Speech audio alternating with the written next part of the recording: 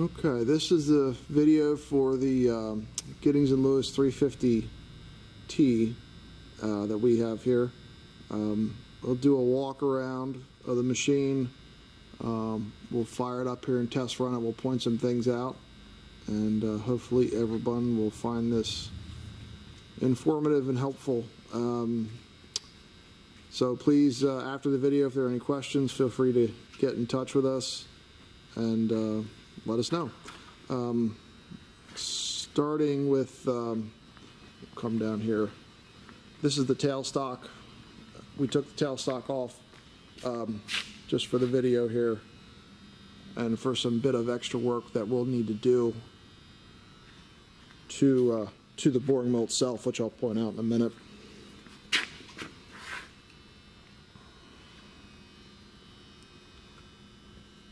If things appear a little dirty, that's because they are. We've not even had a chance to clean this, polish it, really gussy it up in any way. I just did a little light cleaning on the ways.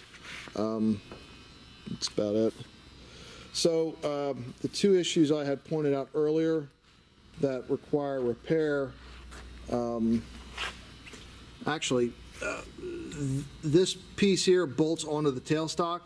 That had been broken, repaired at one time before. It looks like somebody flipped it down. We just need to pop the end cap off here, flip it back up and align it with the bolt holes, and bolt that back. But we'll double check and make sure it's not cracked or broken any further. Now, this other piece is the support that bolts to the saddle there, and that piece is completely, somebody broke that off pretty good. We have the right rods here. I believe we can put that back together, weld and repair it, and we should be able to come up with satisfactory results there. So don't know why they were broken or exactly how, but we can fix them, and they really aren't major issues that affect machine operation. Coming back here, there's a shot of the ways to the end of the bed.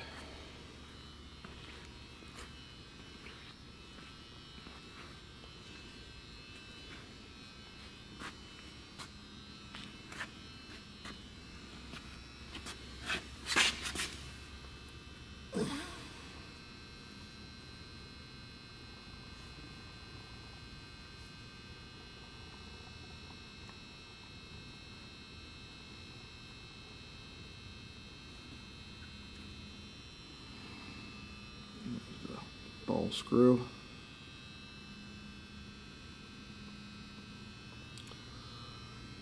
Digital readout scale for the table, which I will show you does work in a little bit. And just keep going down the back side here.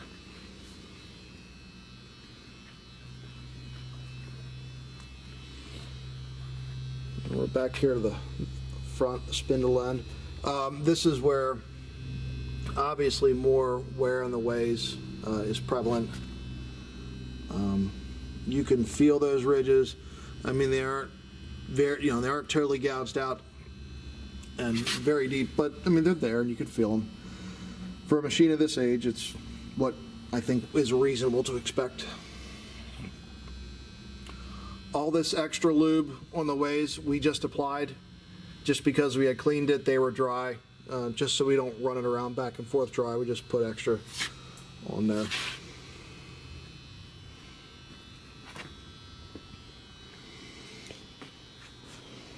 That is the previous owner's idea of a coolant pump. It's not pretty, but I guess it got the job done. We really don't fuss with stuff like this too much. Some people have coolant is, individual to each customer, so we just don't, we won't mess with it, assuming you guys can hook it up or do something else with the coolant.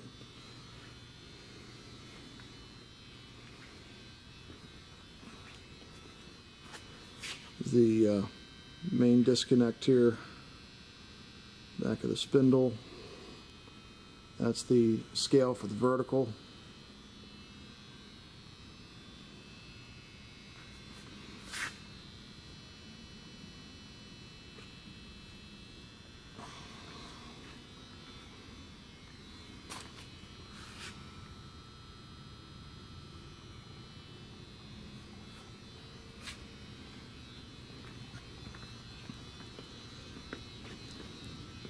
Just going to walk back around to the other side.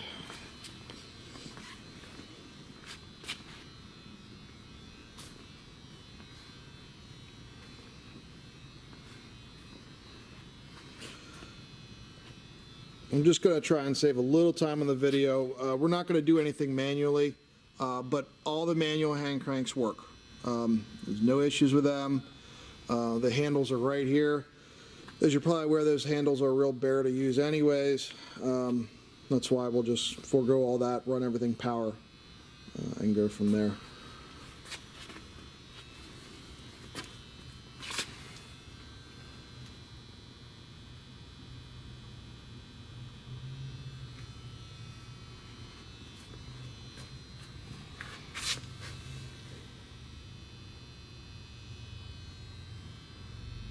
There's their on-off button.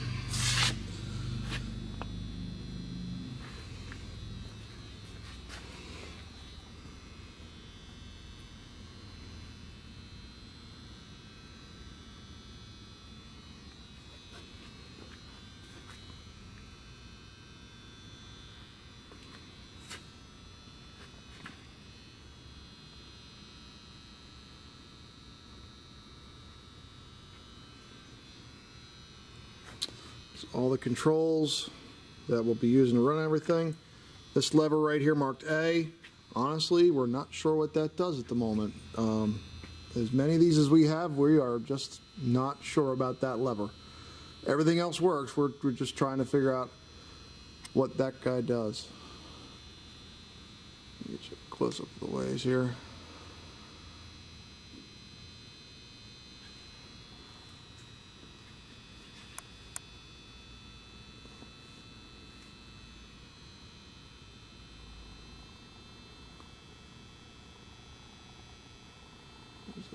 Tighter shot of the vertical ball screw.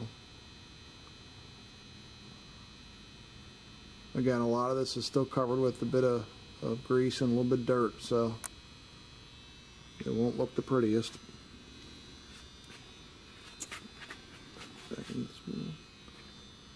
And there's a digital readout. All right, let's start it up.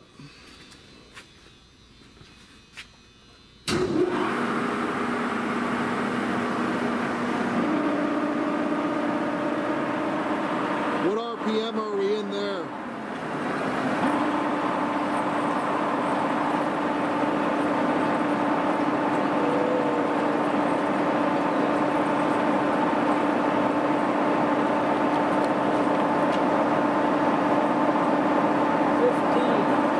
Okay, so that's 15 RPM. Labels are kind of hard to read.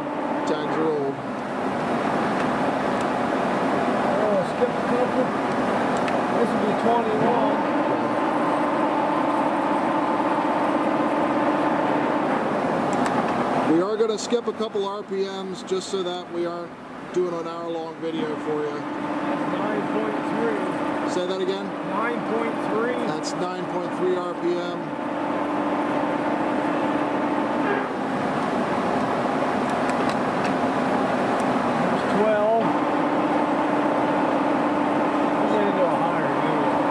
There's 12. We're going to go into a higher gear now. That's what that back lever does. 97 RPM.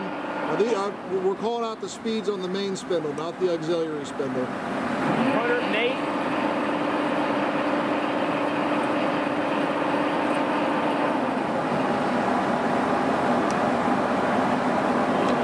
130.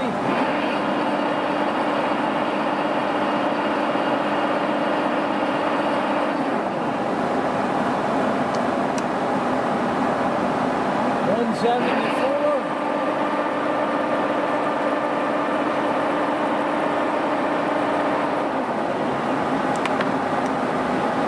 69.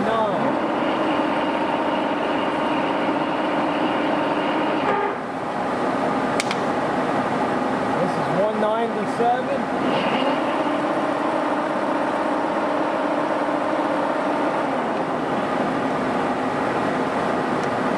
248. 2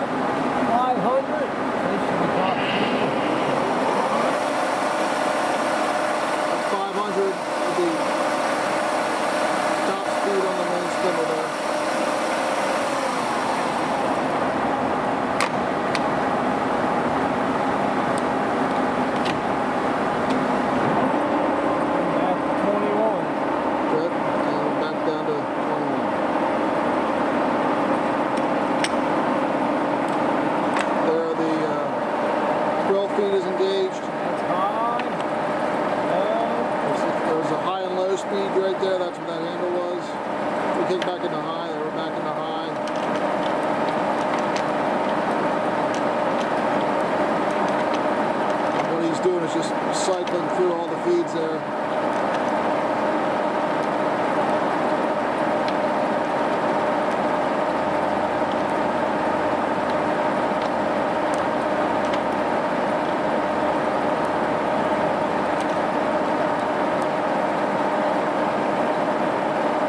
That's for the main, and then we can go into the. There's our auxiliary spindle right there. And now we're doing the feed for the auxiliary spindle. Which is shot You in can here. shut this one off and just run the auxiliary. So we just turned off the main spindle, that handle, and the auxiliary spindle's feeding out now. The increments are slow. I understand if it's hard to see in the video, but you can see the handle there is turning.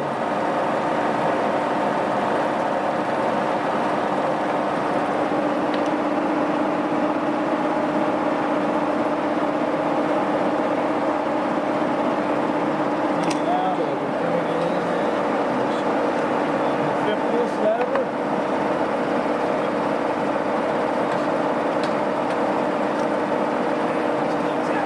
You can run that out. Yeah.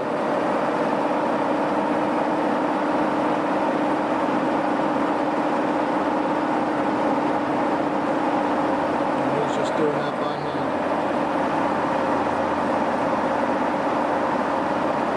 Go ahead and put it back in.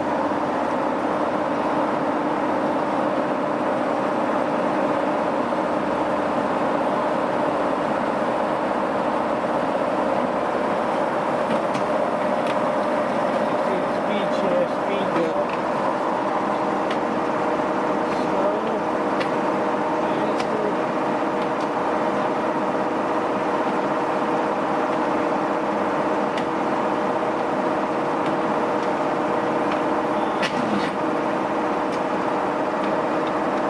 Keep it at that high feed. What are you feeding right there? Is that the table? Or? Nothing should be feeding. It's just a shaft. Oh, you just have the shaft running through the feed. Sorry, we were just in neutral there. Okay, there we go. Now we have the saddle coming back. Sorry about that. And those slow feeds, it's hard to see anything really moving. Here, I'll get a better.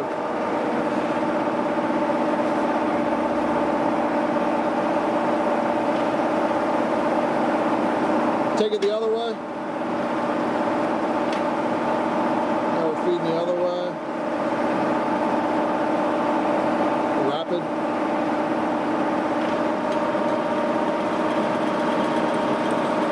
Rapid feed.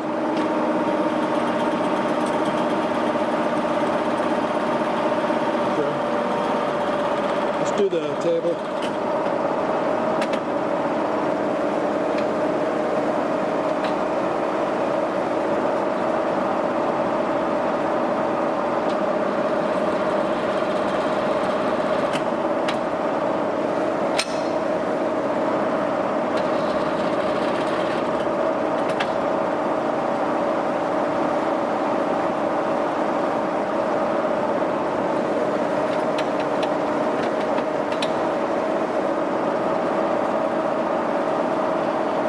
Okay.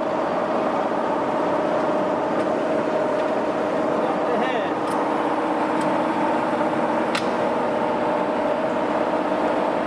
Go ahead and let, yeah, there's the vertical axis for the head, DRO. We'll get a shot of that table. Let the head go up a good ways.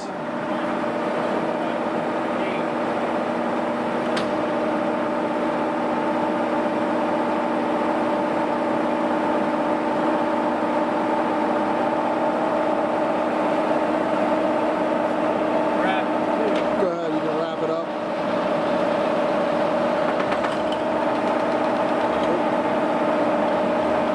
See with that? Okay, let's stop there for a second. The noise you just heard was this feed shaft here being unsupported because that piece is broke. If you heard any shaking or cavitation, that's that shaft wobbling around in the rapid. So when we fix that, that won't be an issue anymore.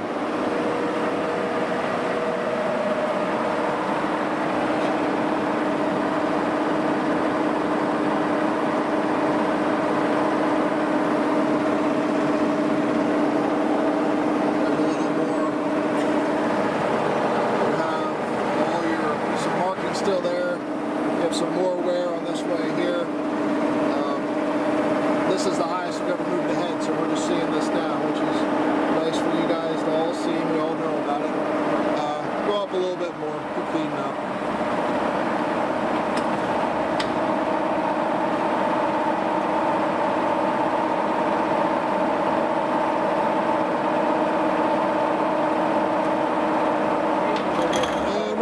We're actually going to stop there because it looks like we got a cable clearance issue. We didn't see that earlier. We're going to bring it back down now.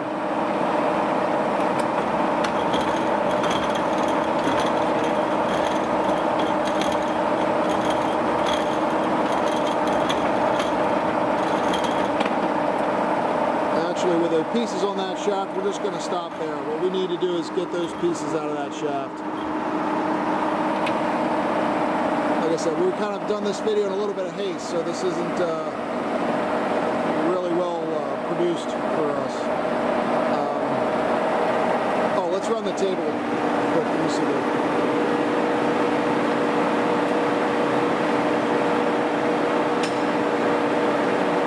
And there we have the visual readout with the table going.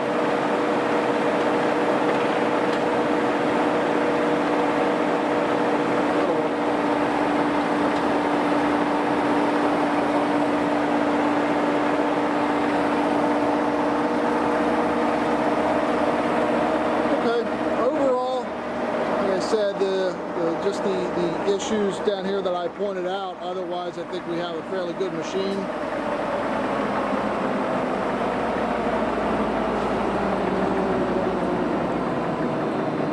As I said before, take some time, look it over, and feel free to let us know about any questions.